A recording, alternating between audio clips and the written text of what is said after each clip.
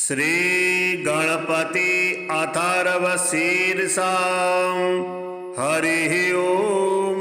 नमस्ते गणपतये त्वमेव प्रत्यक्षं तत्त्वमसि त्वमेव केवलं कर्तासि त्वमेव केवलं धर्तासि त्वमेव केवलं हर्तासि त्वमेव सर्वं खल्विदं ब्रह्मासि त्वं साक्षादात्मासि नित्यं ऋतं वच्मि सत्यं वच्मि अवत्वं माम् अववक्तारम् अवश्रोतारम् अवदातारम् अवधातारम् अवानुचानमवशिष्याम् औपश्चात्तात् औपुरस्तात् औत्तरात्तात् अवदक्षिणात्तात् अवचोर्ध्वात्तात् अवाधरात्तात् सर्वतो मां पाहि पाहि समन्तात्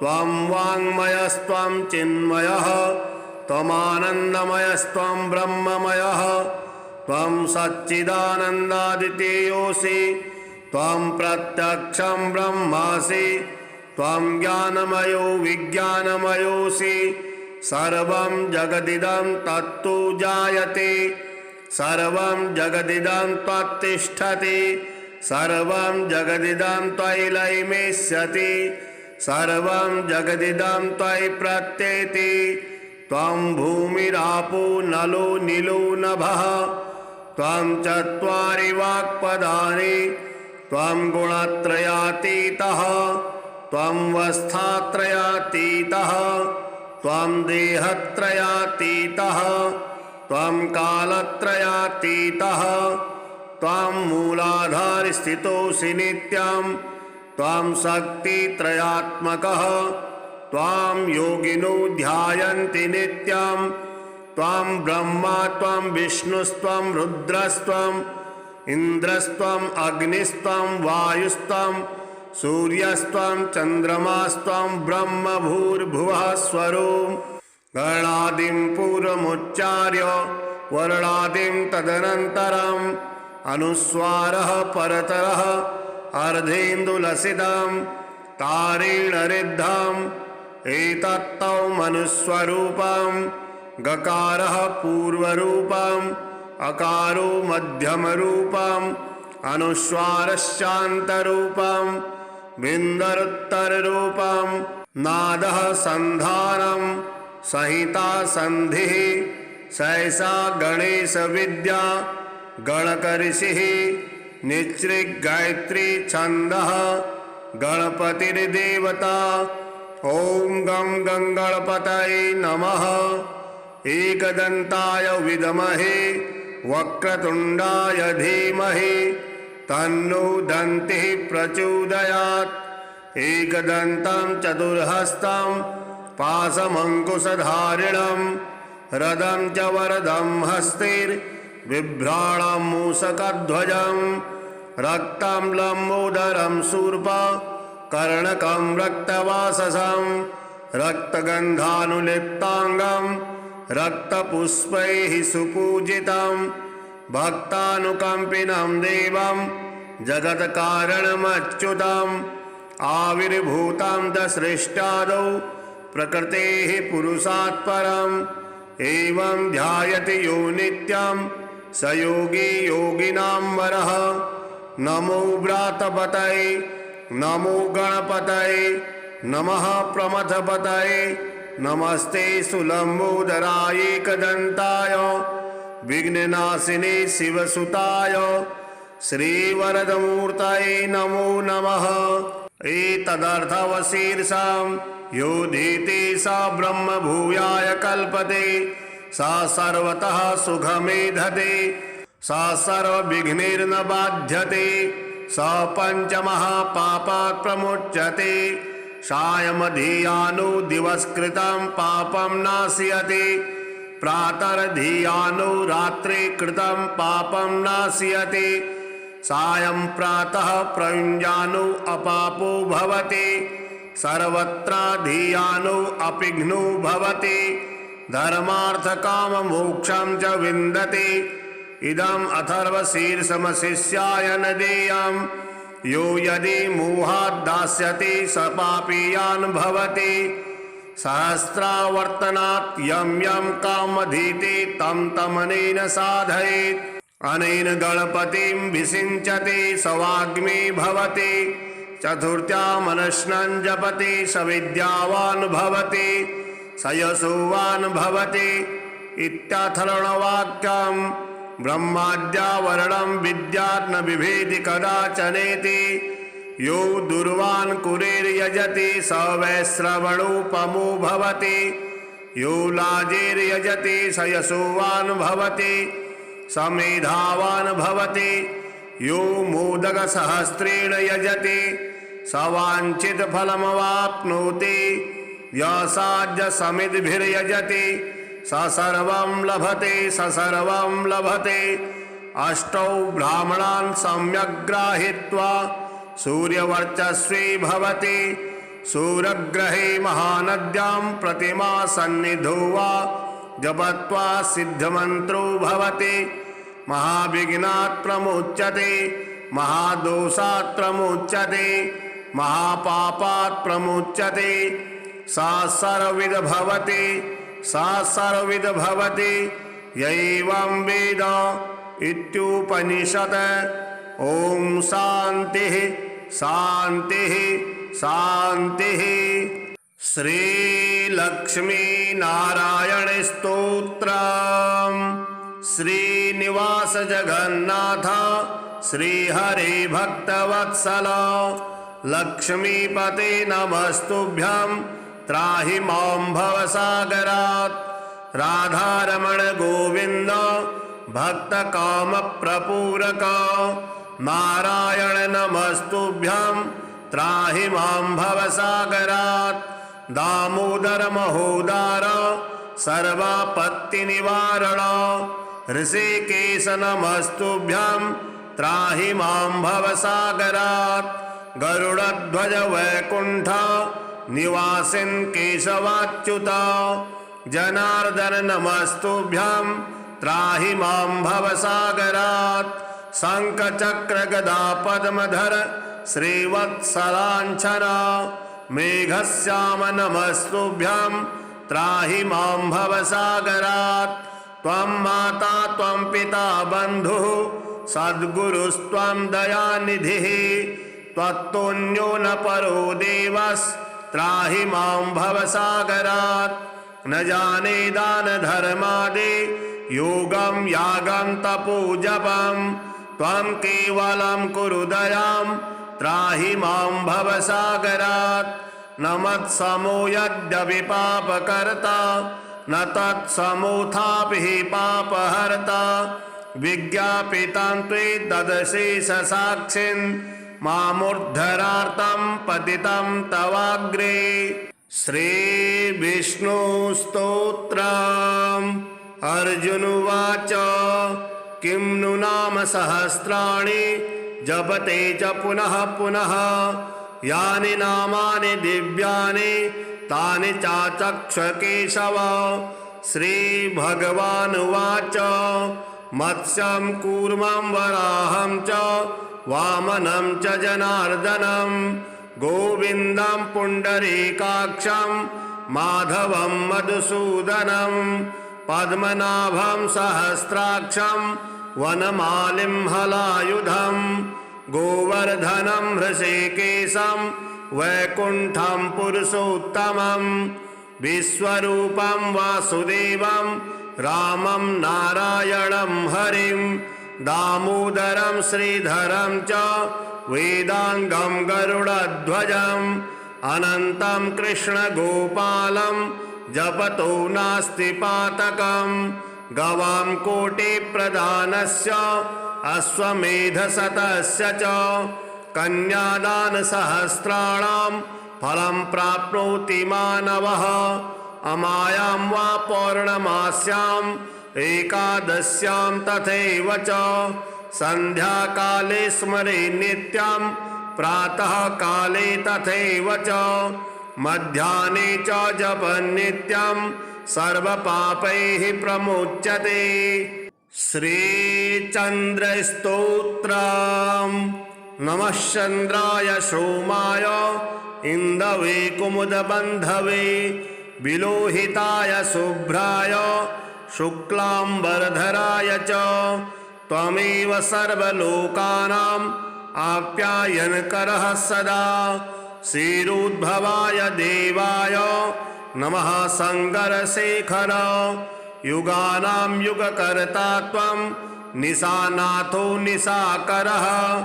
संवत्सराणां मासानां ऋतूनां तु तथैव च ग्रहाणां च त्वमेकोऽसि सौम्यः सोमकरः प्रभुः।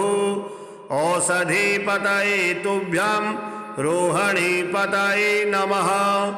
इदं तु पठते स्तोत्रं प्रातरुत्थाय यो नरः। दिवा वा यदि वा रात्रौ बद्धचित्तो हि यो नरः न भयं विद्यते तस्य कार्यसिद्धिर्भविष्यति। अहोरात्रकृतं पापं पठनाद्देव नश्यति। द्विजराजो महापुण्यस्तारापतिर्विशेषतः औषधीनां च यो राजा स सोमः प्रियताम्। हरिः ओम्। नमस्ते गणपतये त्वमेव प्रत्यक्षं तत्त्वमसि। त्वमेव केवलं कर्तासि। त्वमेव केवलं धर्तासि। त्वमेव केवलं हर्तासि। त्वमेव सर्वं खल्विदं ब्रह्मासि।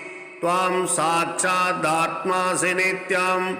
ऋतं वच्मि सत्यं वच्मि। अवत्वं माम् अववक्तारम् अवश्रोतारम् अवदातारम् अवधातारम् अवानुचानमवशिष्याम् औपश्चात्तात् औपुरस्तात् अवोत्तरात्तात् अवदक्षिणात्तात् अवचोर्ध्वात्तात् अवाधरात्तात् सर्वतो मां पाहि पाहि समन्तात्। त्वं वाङ्मयस्त्वं चिन्मयः त्वमानन्दमयस्त्वं ब्रह्ममयः। त्वं सच्चिदानन्दादितेयोऽसि। त्वं प्रत्यक्षं ब्रह्मासि। त्वं ज्ञानमयो विज्ञानमयोऽसि। सर्वं जगदिदं तत्तु जायते। सर्वं जगदिदं त्वत्तिष्ठति। सर्वं जगदिदं त्वयि लयमेष्यति। सर्वं जगदिदं त्वयि प्रत्येति। त्वं भूमिरापो नलो नीलो नभः। त्वं चत्वारि वाक्पदानि। त्वं गुणत्रयातीतः। त्वं वस्थात्रयातीतः। त्वं देहत्रयातीतः। त्वं कालत्रयातीतः। त्वं मूलाधारस्थितोऽसि नित्यं। त्वं शक्तित्रयात्मकः। त्वां योगिनो ध्यायन्ति नित्यं। त्वं ब्रह्मा त्वं विष्णुस्त्वं रुद्रस्त्वं इन्द्रस्त्वं अग्निस्त्वं वायुस्त्वं सूर्यस्त्वं चन्द्रमास्त्वं ब्रह्म भूर्भुवः स्वरोम्। गणादिं पूर्वमुच्चार्य वर्णादिं तदनन्तरम् अनुस्वारः परतरः अर्धेन्दुलसितं तारेण रिद्धम् एतत्तौ मनुस्वरूपं। गकारः पूर्वरूपम् अकारो मध्यमरूपम् अनुस्वारश्चान्तरूपम् विन्दरुत्तररूपम्। नादः सन्धानं संहिता सन्धिः सैषा गणेशविद्या गणकऋषिः निच्छृगायत्री छन्दः गणपतिर्देवता। ॐ गं गणपतये नमः। एकदन्ताय विद्महे वक्रतुण्डाय धीमहि तन्नो दन्तिः प्रचोदयात्। एकदन्तं चतुर्हस्तं पाशमङ्कुशधारिणं रदं च वरदं हस्तिर् बिभ्राणं मूषकध्वजं रक्तं लम्बोदरं शूर्प कर्णकं रक्तवाससं रक्तगन्धानुलिप्ताङ्गं रक्तपुष्पैः सुपूजितं भक्तानुकम्पिनं देवं जगत्कारणमच्युतम् आविर्भूतं दसृष्टादौ प्रकृतेः पुरुषात् परम् एवं ध्यायति यो नित्यं स योगी योगिनां वरः। नमो व्रातपतये नमो गणपतये नमः प्रमथपतये नमस्ते सुलम्बोदराय एकदन्ताय विघ्ननाशिने शिवसुताय श्रीवरदमूर्तये नमो नमः। एतदर्थवशीर्षां योधीति स ब्रह्म भूयाय कल्पते स सर्वतः सुखमेधते स सर्वविघ्नैर्न बाध्यते स पञ्चमहापापात् प्रमुच्यते सायमधियानो दिवसकृतं पापं नाशयति प्रातर्धियानो रात्रि कृतं पापं नाशयति सायं प्रातः प्रयुञ्जानो अपापो भवति सर्वत्राधियानो अपिघ्नो भवति धर्मार्थकाममोक्षं च विन्दति। इदम् अथर्वशीर्षमशिष्याय न देयं यो यदि मोहात् दास्यति स पापीयान् भवति सहस्रावर्तनात् यं यं कामधीति तं तमनेन साधयेत् अनेन गणपतिं विषिञ्चति स वाग्मी भवति चतुर्थ्यां मनश्नं जपति स विद्यावान् भवति स यशोवान् भवति इत्यथर्वणवाक्यं ब्रह्माद्यावरणं विद्यात् न बिभेति कदाचनेति यो दुर्वान् कुरेर्यजति स वैश्रवणोपमो भवति यो लाजेर्यजति स यशोवान् भवति स मेधावान् भवति यो मोदकसहस्रेण यजति स वाञ्छितफलमवाप्नोति यसाज्यसमिद्भिर्यजति स सर्वं लभते स सर्वं लभते। अष्टौ ब्राह्मणान् सम्यग्राहीत्वा सूर्यवर्चस्वी भवति सूर्यग्रहे महानद्यां प्रतिमा सन्निधौ वा जपत्वा सिद्धमन्त्रो भवति महाविघ्नात् प्रमुच्यते महादोषात् प्रमुच्यते महापापात् प्रमुच्यते सा सर्वविद भवति सा सर्वविद भवति यैवं वेद इत्युपनिषत्। ॐ शान्तिः शान्तिः शान्तिः।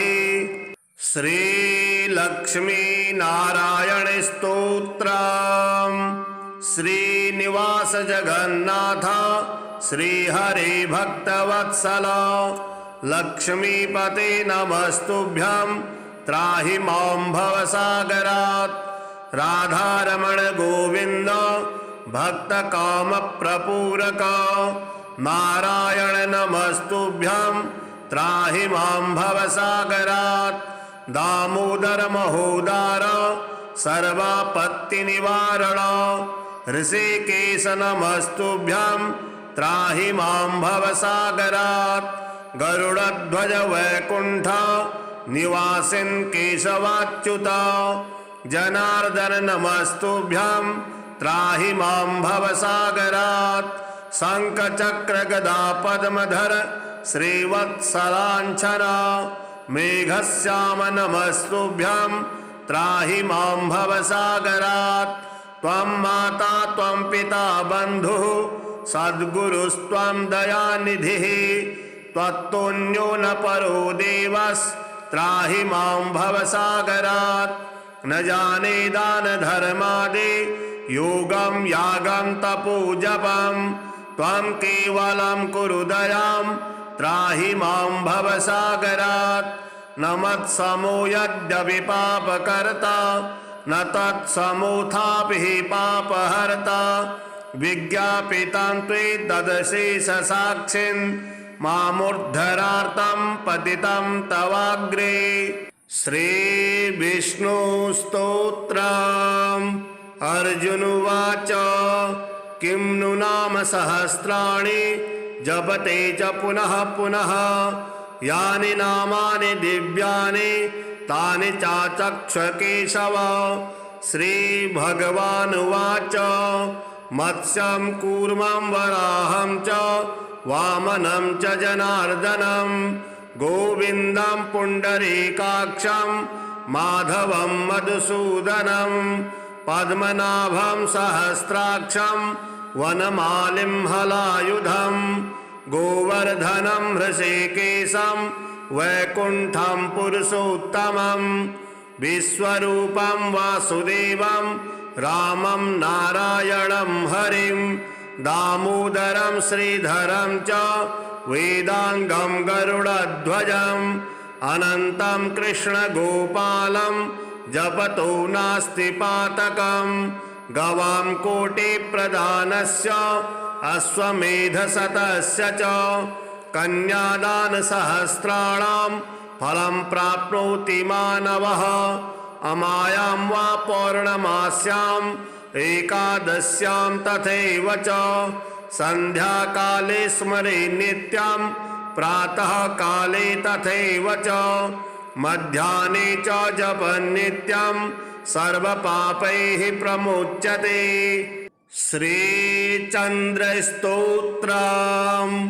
नमः चन्द्राय सोमाय इन्दवे कुमुदबन्धवे विलोहिताय शुभ्राय शुक्लाम्बरधराय च त्वमेव सर्वलोकानां आप्यायनकरः सदा। क्षीरोद्भवाय देवाय नमः शङ्करशेखर। युगानां युगकर्ता त्वं निशानाथो निशाकरः।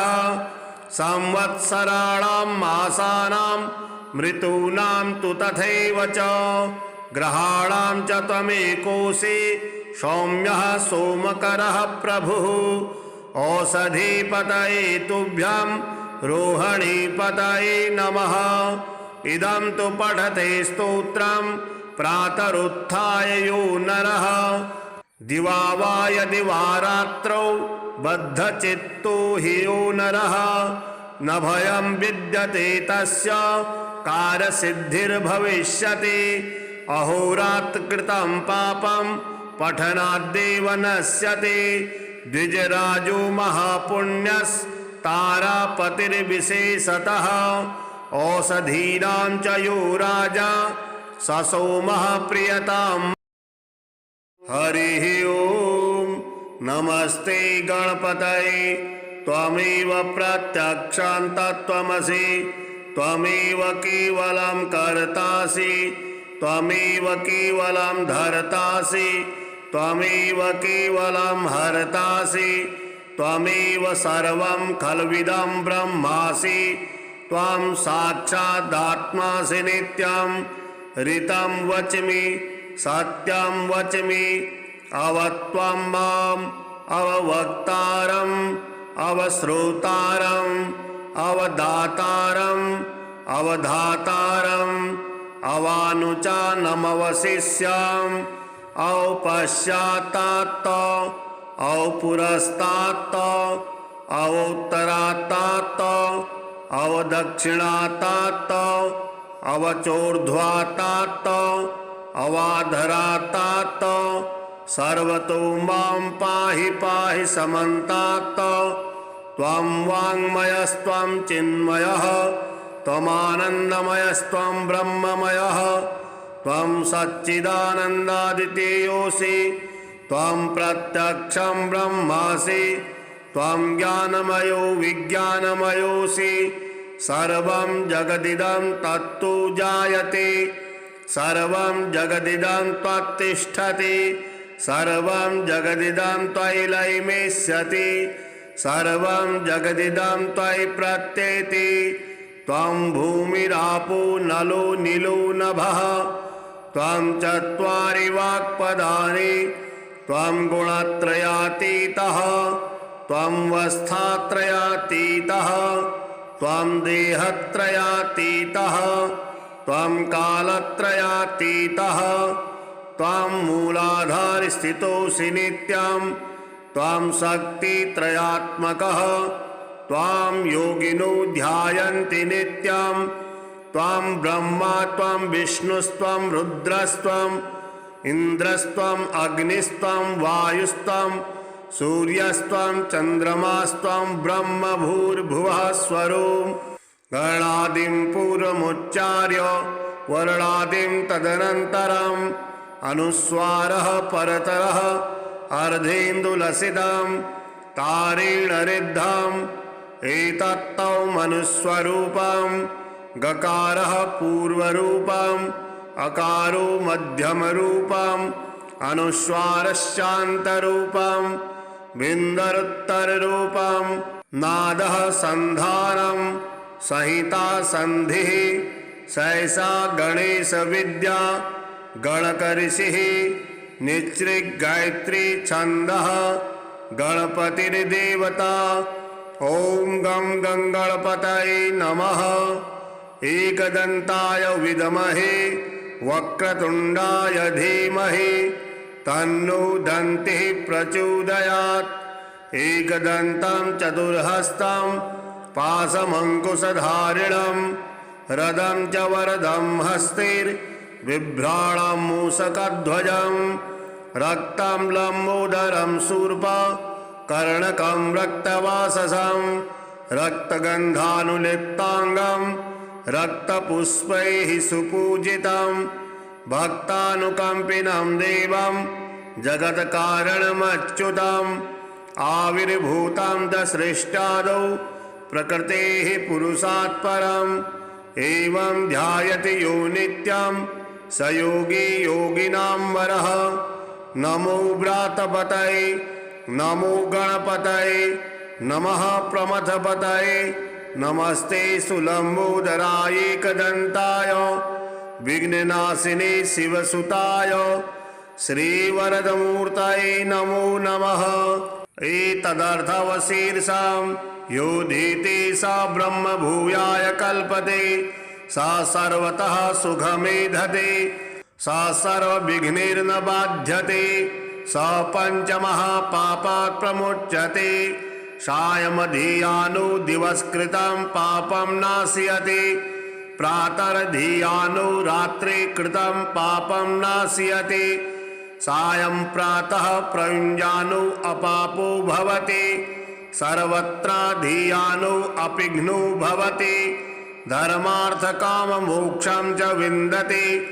इदम् अथर्वशीर्षमशिष्याय न देयम् यो यदि मोहात् दास्यति स पापीयान् भवति सहस्रावर्तनात् यं यं कामधीति तं तमनेन साधयेत् अनेन गणपतिं विषिञ्चति स वाग्मी भवति चतुर्थ्यामनश्नं जपति स विद्यावान् भवति स यशोवान् भवति इत्यथर्वणवाक्यम् ब्रह्माद्यावरणं विद्यात् न बिभेति कदाचनेति यो दुर्वान् कुरेर्यजति स वैश्रवणोपमो भवति यो लाजेर्यजति स यशोवान् भवति स मेधावान् भवति यो मोदकसहस्रेण यजति स वाञ्छितफलमवाप्नोति यसाज्यसमिद्भिर्यजति स सर्वं लभते स सर्वं लभते। अष्टौ ब्राह्मणान् सम्यग्राहीत्वा सूर्यवर्चस्वी भवति सूर्यग्रहे महानद्यां प्रतिमा सन्निधौ वा जपत्वा सिद्धमन्त्रो भवति महाविघ्नात् प्रमुच्यते महादोषात् प्रमुच्यते महापापात् प्रमुच्यते सा सर्वविद भवति सा सर्वविद भवति यैवं वेद इत्युपनिषत्। ॐ शान्तिः शान्तिः शान्तिः। श्रीलक्ष्मीनारायण स्तोत्रम्। श्रीनिवास जगन्नाथ श्रीहरे भक्तवत्सल लक्ष्मीपते नमस्तुभ्यं त्राहि मां भवसागरात्।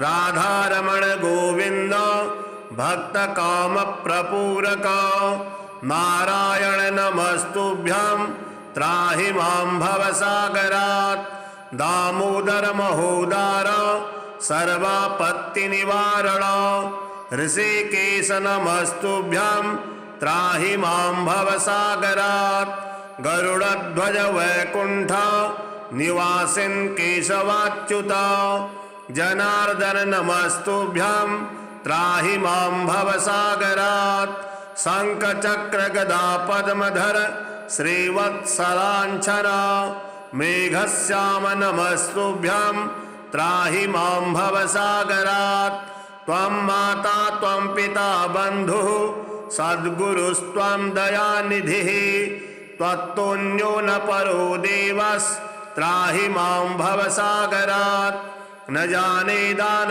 धर्मादि योगं यागं तपो जपं त्वं केवलं कुरु दयां त्राहि मां भवसागरात् न मत्समो यद्यपि पापकर्ता न तत्समोऽथापि पापहर्ता विज्ञापितं त्वदशेषसाक्षिन् मामुद्धरार्तं पतितं तवाग्रे श्रीविष्णुस्तोत्रम् अर्जुनुवाच किं नु नाम सहस्राणि जपते च पुनः पुनः यानि नामानि दिव्यानि तानि चाचक्ष केशव श्रीभगवानुवाच मत्स्यं कूर्मं वराहं च वामनं च जनार्दनं गोविन्दं पुण्डरीकाक्षं माधवं मधुसूदनं पद्मनाभं सहस्राक्षं वनमालिं हलायुधं गोवर्धनं हृषीकेशं वैकुण्ठं पुरुषोत्तमं विश्वरूपं वासुदेवं रामं नारायणं हरिं दामोदरं श्रीधरं च वेदांगं गरुडध्वजम् अनन्तं कृष्णगोपालं जपतो नास्ति पातकं गवां कोटिप्रदानस्य अश्वमेधशतस्य च कन्यादानसहस्राणां फलं प्राप्नोति मानवः अमायां वा पौर्णमास्याम् एकादश्यां तथैव च सन्ध्याकाले स्मरे नित्यं प्रातः काले तथैव च मध्याह्ने च जपन्नित्यं सर्वपापैः प्रमुच्यते। श्रीचन्द्रस्तोत्रम् नमः चन्द्राय सोमाय इन्दवे कुमुदबन्धवे विलोहिताय शुभ्राय शुक्लाम्बरधराय च त्वमेव सर्वलोकानाम् आप्यायनकरः सदा क्षीरोद्भवाय देवाय नमः शङ्करशेखर युगानां युगकर्ता त्वं निशानाथो निशाकरः संवत्सराणां मासानां मृतूनां तु तथैव च ग्रहाणां च त्वमेकोऽसि सौम्यः सोमकरः प्रभुः औषधीपतये तुभ्यं रोहिणीपतये नमः इदं तु पठते स्तोत्रं प्रातरुत्थाय यो नरः दिवा वा यदि वा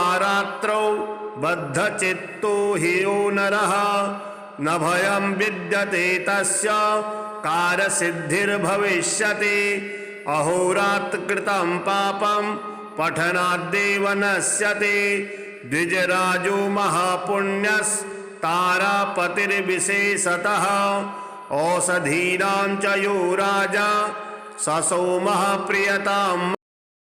हरिः ओम नमस्ते गणपतये त्वमेव प्रत्यक्षं तत्त्वमसि त्वमेव केवलं कर्तासि त्वमेव केवलं धर्तासि त्वमेव केवलं हर्तासि त्वमेव सर्वं खल्विदं ब्रह्मासि त्वं साक्षादात्मासि नित्यं ऋतं वच्मि सत्यं वच्मि अवत्वं माम् अववक्तारम् अवश्रोतारम् अवदातारम् अवधातारम् अवानुचानमवशिष्याम् औपश्चात्तात् औपुरस्तात् अवोत्तरात्तात् अवदक्षिणात्तात् अवचोर्ध्वात्तात् अवाधरात्तात् सर्वतो मां पाहि पाहि समन्तात् त्वं वाङ्मयस्त्वं चिन्मयः त्वमानन्दमयस्त्वं ब्रह्ममयः त्वं सच्चिदानन्दादितेयोऽसि त्वं प्रत्यक्षं ब्रह्मासि त्वं ज्ञानमयो विज्ञानमयोऽसि सर्वं जगदिदं तत्तु जायते सर्वं जगदिदं त्वत्तिष्ठति सर्वं जगदिदं त्वयि लयमेष्यति सर्वं जगदिदं त्वयि प्रत्येति त्वं भूमिरापो नलो नीलो नभः त्वं चत्वारि वाक्पदानि त्वं गुणत्रयातीतः त्वं वस्थात्रयातीतः त्वं देहत्रयातीतः त्वं कालत्रयातीतः त्वं मूलाधारस्थितोऽसि नित्यं त्वं शक्तित्रयात्मकः त्वां योगिनो ध्यायन्ति नित्यं त्वं ब्रह्मा त्वं विष्णुस्त्वं रुद्रस्त्वम् इन्द्रस्त्वम् अग्निस्त्वं वायुस्त्वं सूर्यस्त्वं चन्द्रमास्त्वं ब्रह्म भूर्भुवः स्वरूप गणादिं पूर्वमुच्चार्य वर्णादिं तदनन्तरम् अनुस्वारः परतरः अर्धेन्दुलसितं तारेण ऋद्धम् एतत्तौ मनुस्वरूपं गकारः पूर्वरूपम् अकारो मध्यमरूपम् अनुस्वारश्चान्तरूपम् बिन्दरुत्तररूपम् नादः सन्धानम् संहिता सन्धिः सहसा गणेश विद्या गणकऋषिः निच्छृगायत्री छन्दः गणपतिर्देवता ॐ गं गणपतये नमः एकदन्ताय विद्महे वक्रतुण्डाय धीमहि तन्नो दन्तिः प्रचोदयात् एकदन्तं चतुर्हस्तं पाशमङ्कुशधारिणं रदं च वरदं हस्तिर्बिभ्राणं मूषकध्वजं रक्तं लम्बोदरं शूर्पा कर्णकं रक्तवाससं रक्तगन्धानुलिप्ताङ्गं रक्तपुष्पैः सुपूजितं भक्तानुकम्पिनं देवं जगत्कारणमच्युतम् आविर्भूतं च सृष्टादौ प्रकृतेः पुरुषात् परम् एवं ध्यायति यो नित्यं स योगी योगिनां वरः नमो व्रातपतये नमो गणपतये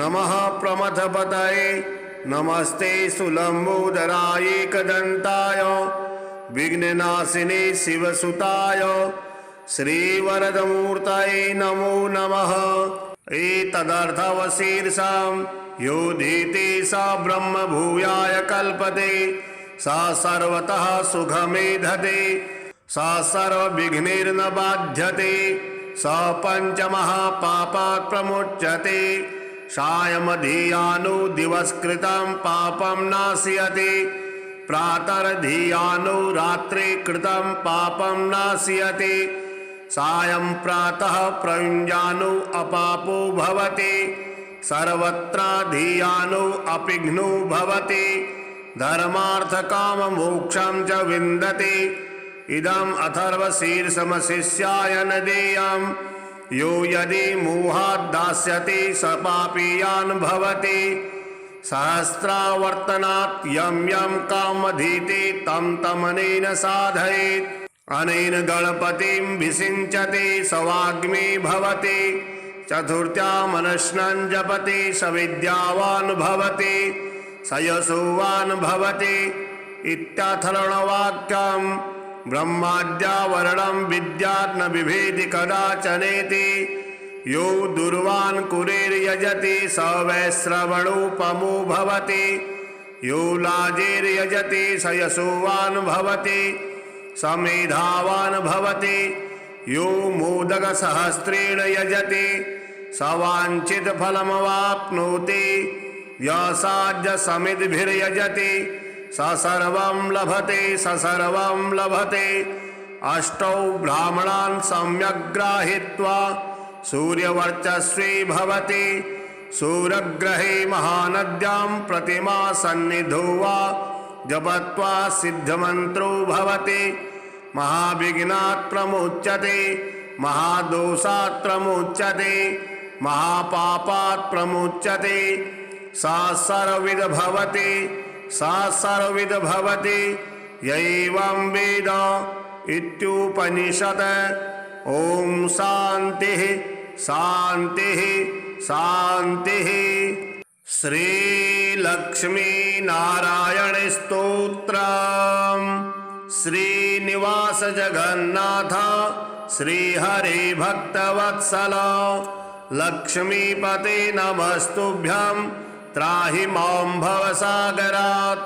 राधारमण गोविंद भक्त काम प्रपूरक नारायण नमस्तुभ्यं त्राहि मां भवसागरात्। दामोदर महोदार सर्वापत्ति निवारण ऋषिकेश नमस्तुभ्यं त्राहि मां भवसागरात्। गरुड़ध्वज वैकुंठ निवासिन् केशवाच्युत जनार्दन नमस्तुभ्यं त्राहि मां भवसागरात्। शंख चक्र गदा पद्मधर श्रीवत्सलांछन मेघश्याम नमस्तुभ्यं त्राहि मां भवसागरात्। त्वं माता त्वं पिता बन्धुः सद्गुरुस्त्वं दयानिधिः त्वत्तोऽन्यो न परो देवस्त्राहि मां भवसागरात्। न जाने दान धर्मादि योगं यागं तपो जपं त्वं केवलं कुरु दयां त्राहि मां भवसागरात्। न मत्समो यद्यपि पापकर्ता न तत्समोऽथापि पापहर्ता विज्ञापितं त्वेतदशेषसाक्षिन् मामुद्धरार्तं पतितं तवाग्रे। श्री विष्णु स्तोत्रम्। अर्जुन उवाच किं नु नाम सहस्राणि जपते च पुनः पुनः यानि नामानि दिव्यानि तानि चाचक्ष केशव। श्रीभगवानुवाच मत्स्यं कूर्मं वराहं च वामनं च जनार्दनं गोविन्दं पुण्डरीकाक्षं माधवं मधुसूदनं पद्मनाभं सहस्राक्षं वनमालिं हलायुधं गोवर्धनं हृषीकेशं वैकुण्ठं पुरुषोत्तमं विश्वरूपं वासुदेवं रामं नारायणं हरिं दामोदरं श्रीधरं च वेदांगं गरुडध्वजम् अनन्तं कृष्णगोपालं जपतो नास्ति पातकम् गवां कोटिप्रदानस्य अश्वमेधशतस्य च कन्यादानसहस्राणां फलं प्राप्नोति मानवः अमायां वा पौर्णमास्याम् एकादश्यां तथैव च संध्याकाले स्मरे नित्यं प्रातः काले तथैव च मध्याह्ने च जपन् नित्यं सर्वपापैः प्रमुच्यते। श्रीचन्द्रस्तोत्रम्। नमः चन्द्राय सोमाय इन्दवे कुमुदबन्धवे विलोहिताय शुभ्राय शुक्लाम्बरधराय च त्वमेव सर्वलोकानाम् आप्यायनकरः सदा। श्रीरुद्भवाय देवाय नमः शङ्करशेखर युगानां युगकर्ता त्वं निशानाथो निशाकरः संवत्सराणां मासानां ऋतूनां तु तथैव च ग्रहाणां च त्वमेकोऽसि सौम्यः सोमकरः प्रभुः औषधीपतये तुभ्यं रोहिणीपतये नमः। इदं तु पठते स्तोत्रं प्रातरुत्थाय यो नरः दिवा वा यदि वा रात्रौ बद्धचित्तो हि यो नरः न भयं विद्यते तस्य कार्यसिद्धिर्भविष्यति। अहोरात्रकृतं पापं पठनाद्देव नश्यति। द्विजराजो महापुण्यस्तारापतिर्विशेषतः औषधीनां च यो राजा स सोमः प्रियतां। हरिः ओम नमस्ते गणपतये त्वमेव प्रत्यक्षं तत्त्वमसि त्वमेव केवलं कर्तासि त्वमेव केवलं धर्तासि त्वमेव केवलं हर्तासि त्वमेव सर्वं खल्विदं ब्रह्मासि त्वं साक्षादात्मासि नित्यं ऋतं वच्मि सत्यं वच्मि अवत्वं माम् अववक्तारम् अवश्रोतारम् अवदातारम् अवधातारम् अवानुचानमवशिष्याम् औपश्चात्तात् औपुरस्तात् औत्तरात्तात् अवदक्षिणात्तात् अवचोर्ध्वात्तात् अवाधरात्तात् सर्वतो मां पाहि पाहि समन्तात्। त्वं वाङ्मयस्त्वं चिन्मयः त्वमानन्दमयस्त्वं ब्रह्ममयः त्वं सच्चिदानन्दादितेयोऽसि त्वं प्रत्यक्षं ब्रह्मासि त्वं ज्ञानमयो विज्ञानमयोऽसि। सर्वं जगदिदं तत्तु जायते सर्वं जगदिदं त्वत्तिष्ठति सर्वं जगदिदं त्वयि लयमेष्यति सर्वं जगदिदं त्वयि प्रत्येति। त्वं भूमिरापो नलो नीलो नभः त्वं चत्वारि वाक्पदानि त्वं गुणत्रयातीतः त्वं वस्थात्रयातीतः त्वं देहत्रयातीतः त्वं कालत्रयातीतः त्वं मूलाधारस्थितोऽसि नित्यं त्वं शक्तित्रयात्मकः त्वां योगिनो ध्यायन्ति नित्यं त्वं ब्रह्मा त्वं विष्णुस्त्वं रुद्रस्त्वं इन्द्रस्त्वं अग्निस्त्वं वायुस्त्वं सूर्यस्त्वं चन्द्रमास्त्वं ब्रह्म भूर्भुवः स्वरूप। गणादिं पूर्वमुच्चार्य वर्णादिं तदनन्तरम् अनुस्वारः परतरः अर्धेन्दुलसितं तारेण रिद्धम् एतत्तौ मनुस्वरूपं। गकारः पूर्वरूपम् अकारो मध्यमरूपम् अनुस्वारश्चान्तरूपम् बिन्दरुत्तररूपम्। नादः सन्धानं संहिता संधिः सहसा गणेश विद्या गणकऋषिः निच्छृङ् गायत्री छन्दः गणपतिर्देवता। ॐ गं गणपतये नमः। एकदन्ताय विद्महे वक्रतुण्डाय धीमहि तन्नो दन्तिः प्रचोदयात्। एकदन्तं चतुर्हस्तं पाशमङ्कुशधारिणं रदं च वरदं हस्तिर्बिभ्राणं मूषकध्वजं रक्तं लम्बोदरं शूर्पः कर्णकं रक्तवाससं रक्तगन्धानुलिप्ताङ्गं रक्तपुष्पैः सुपूजितं भक्तानुकम्पिनं देवं जगत्कारणमच्युतम्। आविर्भूतं च सृष्टादौ प्रकृतेः पुरुषात् परम्। एवं ध्यायति यो नित्यं स योगी योगिनां वरः। नमो व्रातपतये नमो गणपतये नमः प्रमथपतये नमस्ते सुलम्बोदराय एकदन्ताय विघ्ननाशिने शिवसुताय श्रीवरदमूर्तये नमो नमः। एतदर्थवशीर्षां योधीति स ब्रह्म भूयाय कल्पते, स सर्वतः सुखमेधते, स सर्वविघ्नैर्न बाध्यते, स पञ्चमहापापात् प्रमुच्यते, सायमधियानो दिवसकृतं पापं नाशयति, प्रातर्धियानो रात्रि कृतं पापं नाशयति, सायं प्रातः प्रयुञ्जानो अपापो भवति, सर्वत्राधियानो अपिघ्नो भवति, धर्मार्थकाममोक्षं च विन्दति। इदम् अथर्वशीर्षमशिष्याय न देयं, यो यदि मोहात् दास्यति स पापीयान् भवति।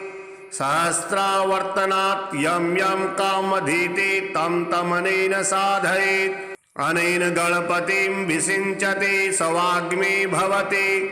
चतुर्थ्यामनश्नं जपति स विद्यावान् भवति, स यशोवान् भवति। इत्याथर्वणवाक्यं ब्रह्माद्यावरणं विद्यात् न बिभेति कदाचनेति। यो दुर्वान् कुरेर्यजति स वैश्रवणोपमो भवति, यो लाजेर्यजति स यशोवान् भवति, स मेधावान् भवति। यो मोदकसहस्रेण यजति स वाञ्छितफलमवाप्नोति, यसाज्यसमिद्भिर्यजति स सर्वं लभते, स सर्वं लभते। अष्टौ ब्राह्मणान् सम्यक् गृहीत्वा सूर्यवर्चस्वी भवति, सूर्यग्रहे महानद्यां प्रतिमा सन्निधौ वा जपत्वा सिद्धमन्त्रो भवति। महाविघ्नात् प्रमुच्यते, महादोषात् प्रमुच्यते, महापापात् प्रमुच्यते। सा सर्वविद भवति, सा सर्वविद भवति, यैवं वेद इत्युपनिषत्। ओम शांतिः शांतिः शांतिः। श्री लक्ष्मी नारायण स्तोत्रम्।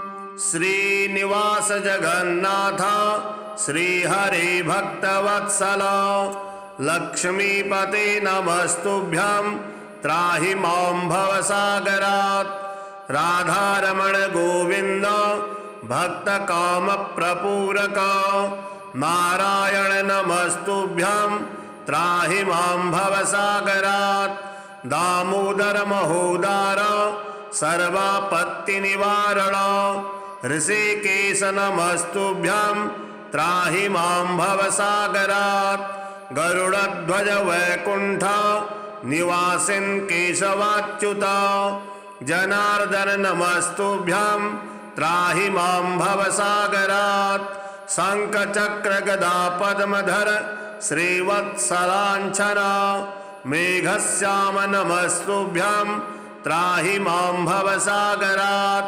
त्वं माता त्वं पिता बन्धुः सद्गुरुस्त्वं दयानिधिः, त्वत्तुल्यो न परो देवस्त्राहि मां भवसागरात्। न जाने दान धर्मादि योगं यागं तपो जपं, त्वं केवलं कुरु दयां त्राहि मां भवसागरात्। न मत्समो यद्यपि पापकर्ता, न तत्समोऽथापि पापहर्ता। विज्ञापितं त्वेतदशेषसाक्षिन्, मामुद्धरार्तं पतितं तवाग्रे। श्रीविष्णुस्तोत्रम्। अर्जुन उवाच किं नु नाम सहस्राणि जपते च पुनः पुनः, यानि नामानि दिव्यानि तानि चाचक्ष केशव। श्रीभगवानुवाच मत्स्यं कूर्मं वराहं च वामनं च जनार्दनं, गोविन्दं पुण्डरीकाक्षं माधवं मधुसूदनं, पद्मनाभं सहस्राक्षं वनमालिं हलायुधं, गोवर्धनं हृषीकेशं वैकुण्ठं पुरुषोत्तमं, विश्वरूपं वासुदेवं रामं नारायणं हरिं दामोदरं श्रीधरं च वेदांगं गरुडध्वजम् अनन्तं कृष्णगोपालं जपतो नास्ति पातकम् गवां कोटिप्रदानस्य अश्वमेधशतस्य च कन्यादानसहस्राणां फलं प्राप्नोति मानवः अमायां वा पौर्णमास्याम् एकादश्यां तथैव च सन्ध्याकाले स्मरे नित्यं प्रातः काले तथैव च मध्याह्ने च जपन् नित्यं सर्वपापैः प्रमुच्यते। श्रीचन्द्रस्तोत्रम्। नमः चन्द्राय सोमाय इन्दवे कुमुदबन्धवे विलोहिताय शुभ्राय शुक्लाम्बरधराय च त्वमेव सर्वलोकानाम् आप्यायनकरः सदा श्रीरुद्भवाय देवाय नमः शङ्करशेखर युगानां युगकर्ता त्वं निशानाथो निशाकरः संवत्सराणां मासानां ऋतूनां तु तथैव च ग्रहाणां च त्वमेकोऽसि सौम्यः सोमकरः प्रभुः औषधीपतये तुभ्यं रोहिणीपतये नमः।